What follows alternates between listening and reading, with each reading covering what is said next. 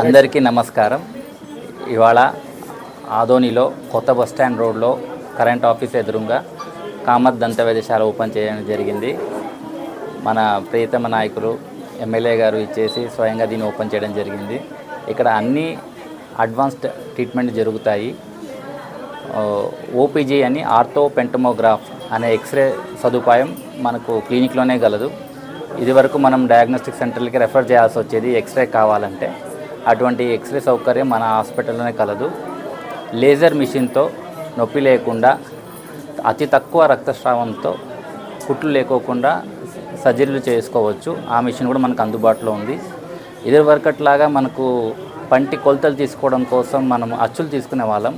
ఇప్పుడు ఆ పద్ధతిలో కాకుండా ఇంట్రా ఓరల్ స్కానర్ అనే పరికరం ద్వారా మనము అచ్చులు తీసుకోవడం జరుగుతుంది.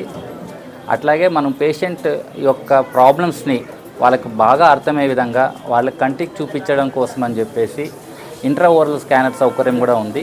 పేషెంట్లు వాళ్ళ నోటి సమస్యలను మనం స్క్రీన్లో చూపించడం జరుగుతుంది.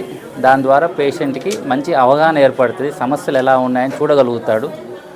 మంచి అవగాహన రావడం వల్ల ట్రీట్మెంట్ తొందరగా చేసుకోవడం జరుగుతుంది. తద్వారా చాలా ఖర్చు తగ్గించుకోగలుగుతారు.